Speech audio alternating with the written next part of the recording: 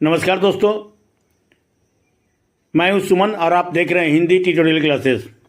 आज के इस वीडियो में हम लोग बिहार बोर्ड के 12वीं कक्षा के लिए निर्धारित पाठ्यपुस्तक दिगंत भाग 2 में संकलित गजानन माधव मुक्तिबोध विरचित जन जन का चेहरा एक शीर्षक काव्य पाठ को पढ़ने और उसे समझने का प्रयास करेंगे।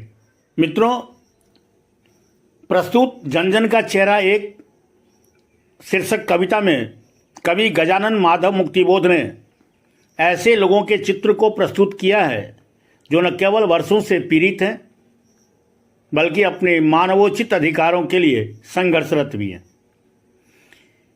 ये लोग पूरी दुनिया में देखे जा सकते हैं। आज भी संसार के अलग अलग जगहों पर कवि को इस तरह के लोग अपने कार्य और श्रम के सहारे मानवीय अधिकारों के लिए कोशिश करते हुए दिखाई देते हैं। अन्य शब्दों में कहें तो हम कह सकते हैं कि देश और क्षेत्र की सीमा से मुक्त कवि की दृष्टि और संवेदना वैश्विक और सार्वभौम दिखाई पड़ती है। या फिर यूं कह लें कि मुक्तिबोध को विश्व भर की जनता में एक रूपता का बोध होता है और इसी एक रूपता और एकता को कवि ने अपनी कविता का कथ्य बनाकर संघर्षशील व्यक्तियों में प्रेरणा और उत्साह का संचार करते हैं। मित्रों, गजानन माधव मुक्तिबोध का जन्म 13 नवंबर 1917 को मध्य प्रदेश के ग्वालियर जनपद के अंतर्गत श्योपुर नामक एक स्थान पर हुआ था। इनका परिवार एक मराठी परिवार था जहां इनका जन्म हुआ था। पार्वतीबाई इनकी माता थी, जबकि इनके पिता का नाम माधवराज मुक्तिबोध था। इनकी प्राथमिक शिक्षा उज्जैन, विदिशा, अमझरा और सरदारपुर में हुई थी। वर्ष 1931 में मुक्तिबोध माधव कॉलेज से ग्वालियर बोर्ड की मिडिल परीक्षा उत्तीर्ण हुए थे, जबकि 1935 में माधव कॉलेज से ही इंटरमीडिएट की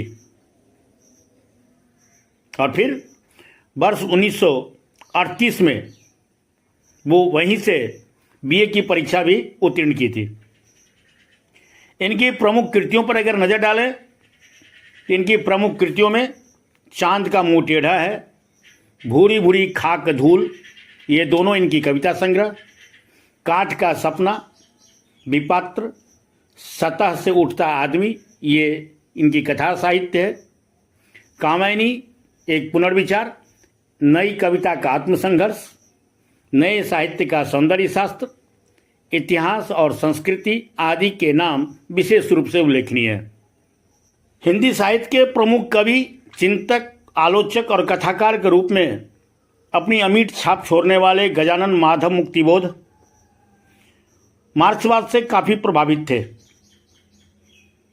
संभवतः यही कारण था कि मुक्तिबोध के जीवन और साहित्य दोनों में कोई फर्क नहीं दिखाई देता था।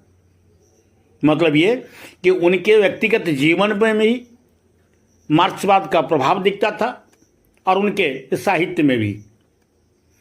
निराला की तरह वे भी अपनी पीढ़ी के क्रांतिकारी कवियों में से एक थे। जन जन का चेहरा एक, यह जो प्रस्तुत कविता है, यह उनकी आरंभिक काल की कविताओं में से एक है। हालांकि गजानन माधव मुक्तिबोध हमेशा लंबी कविताएं ही लिखते रहे और उसकी तुलना अगर करें, तुलनात्मक दृष्टिकोण से अगर देखें, ये प्रस्तुत जो कविता है वो थोड़ी कम लंबी है। मित्रों, वीडियो में आगे बढ़े और गजानन माधव मुक्तिबोध विरचित जन जन का चेहरा एक शीर्षक काव्य पाठ को पढ़े और समझे उसके पहले आप वीडियो को लाइक कर दें, शेयर करें और यदि आप इस चैनल पर नए हैं तो चैनल को सब्सक्राइब करें और बेल आइकन जरूर दबाएं ताकि समय से नई वीडियो का नोटिफिकेशन आप सबको मिलता रहे। तो आइए अब इस कविता की पंक्तियों को एक एक करके देखें और उसके अर्थ को समझने का प्रयास करें। प्रस्तुत इस कविता में कवि ने कहा कि जन जन का चेहरा एक, जन जन का चेहरा एक, चाहे जिस देश प्रांत पूर का हो, जन जन का चेहरा एक। एशिया की, यूरोप की, अमेरिका की गलियों की धूप एक। कष्ट दुख संताप की चेहरों पर पड़ी झुर्रियों का रूप एक। जोश में यूं ताकत से बंधी हुई मुट्ठियों का लक्ष्य एक। यहां इन पंक्तियों में कवि कहते हैं कि व्यक्ति चाहे किसी भी देश या प्रांत का रहने वाला क्यों न हो, पर उन सब में एक जैसी समानताएं पाई जाती है।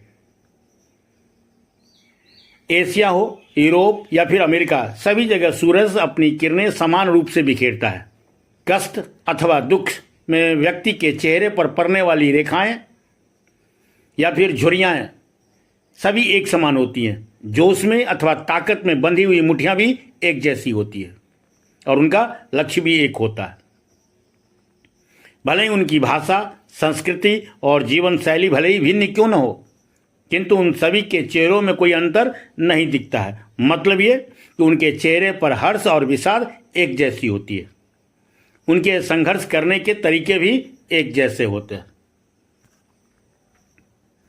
अगली जो पंक्ति है, उस पंक्ति में कवि कहते हैं कि पृथ्वी के गोल चारों ओर के धरातल पर, पृथ्वी के गोल चारों ओर के धरातल पर है जनता का दल एक।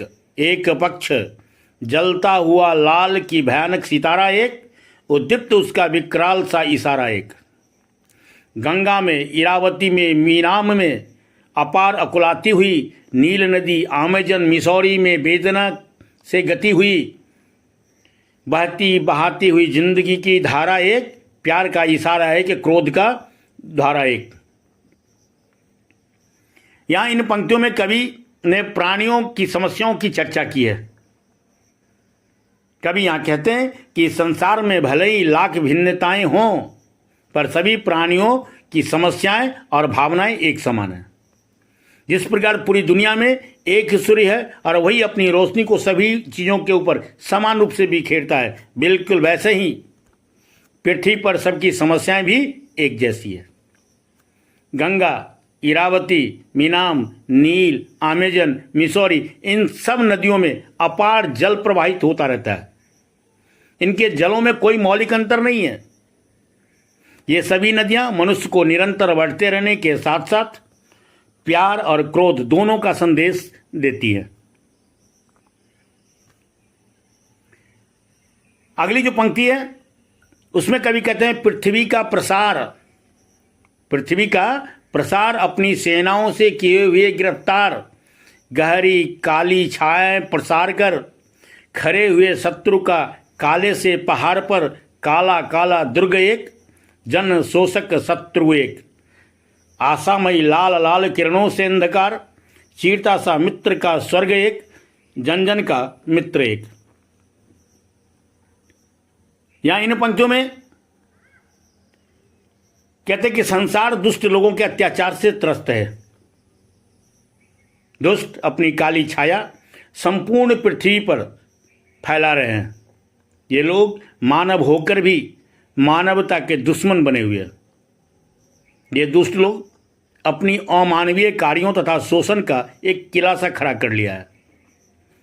संसार में जनता का शोषण करने वाले ये सभी शत्रु भी एक हैं। शोषण और भय के इस वातावरण के बीच कवि को पूरा विश्वास है कि दुनिया में व्याप्त आर्थिक विषमता और शोषण को आशामयी लाल किरण, ये लाल किरण अर्थात साम्यवादी विचारधारा, इसीलिए कवि कहते हैं कि ये साम्यवादी विचारों द्वारा हम आसानी से इन विषमताओं को दूर कर सकते हैं, अर्थात उन विषमताओं को दूर किया जा सकता है। साम्यवादी विचारों के प्रसार से ही धरा पर स्वर्ग की तरह शांति हो सकेगी। आगे की पंक्तियों में कवि कहते हैं, विराट प्रकाश एक, क्रांति की ज्वाला एक। विराट प्रकाश एक, क्रांति की ज्वाला एक, धड़कते वृक्षों में है सत्य का उजाला एक। लाख लाख पैरों की मोच में है वेदना का तार एक। ये में हिम्मत का सितारा एक, चाहे जिस देश प्रांत पर का हो जन जन का चेहरा एक। ये एशिया के, यूरोप के, अमेरिका के भिन्न भिन्न वास स्थान भौगोलिक ऐतिहासिक बंधनों के बावजूद सभी और हिंदुस्तान, सभी और हिंदुस्तान। यहां इन पंक्तियों में कवि की माने तो क्रांति की ज्वाला की कांति एक है। सभी के हृदय में एक ही प्रकार के सत्य का संचार हो रहा है। लाखों लोगों के पैरों में एक ही प्रकार के दर्द का अनुभव हो रहा है। सभी के हृदय में एक ही प्रकार का साहस है। अलग अलग संस्कृतियों वाले एशिया, यूरोप या फिर अमेरिका की भौगोलिक और ऐतिहासिक विशेषता भले ही भिन्न हो, बावजूद इसके वे सभी भारतीय जीवन शैली और भारतीय दर्शन से प्रभावित है।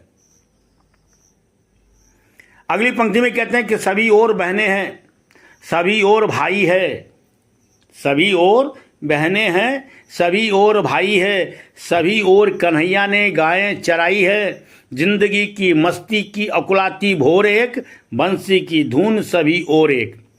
दानव दुरात्मा एक, दानव दुरात्मा एक, मानव की आत्मा एक, शोषक और खूनी और चोर एक, जन जन के शीर्ष पर शोषण का खड्ग अति घोर एक। दुनिया के हिस्सों में चारों ओर जन जन का युद्ध एक। यहाँ कवि कहते हैं कि भारत की संस्कृति में प्रत्येक स्थान पर भाई बहन सा प्रेम का वातावरण व्याप्त है। यहाँ हर जगह कृष्ण ने गायें चराई हैं, यहाँ जिंदगी में मस्ती भरी पड़ी है। सभी जगह कृष्ण के वंशी की धुन व्याप्त है।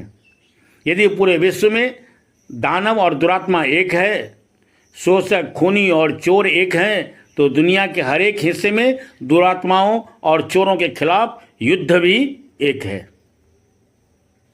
आगे की पंक्ति में कहते हैं कि मस्तक की महिमा वो अंतर की उष्मा, मस्तक की महिमा वो अंतर की उष्मा से उठती ज्वाला अति क्रुद्ध एक। संग्राम का घोष एक, जीवन का संतोष एक, क्रांति का निर्माण का विजय का चेहरा एक, चाहे जिस देश प्रांत पुर का हो जन जन का चेहरा एक। यहां कवि सभी के मस्तिष्क की चिंता एक है, ऐसा वो कवि कहते हैं। या फिर यूं कहें कि कवि की माने तो वह कहते हैं कि सभी के मस्तिष्क की एक ही चिंता है और उनके हृदय की आकुलता भी एक जैसी ही है। उनके भीतर क्रोध की ज्वाला भी एक सी है। वो चाहे किसी भी देश, किसी भी प्रांत या फिर किसी भी गांव का निवासी क्यों ना हो, कहीं भी निवास क्यों न करते हो, किंतु उनकी क्रांति का, निर्माण का, उनके विजय का चेहरा सब एक जैसा होता है। अर्थात शोषण के खिलाफ आम आदमी के संघर्ष का मूल स्वर एक ही होता है।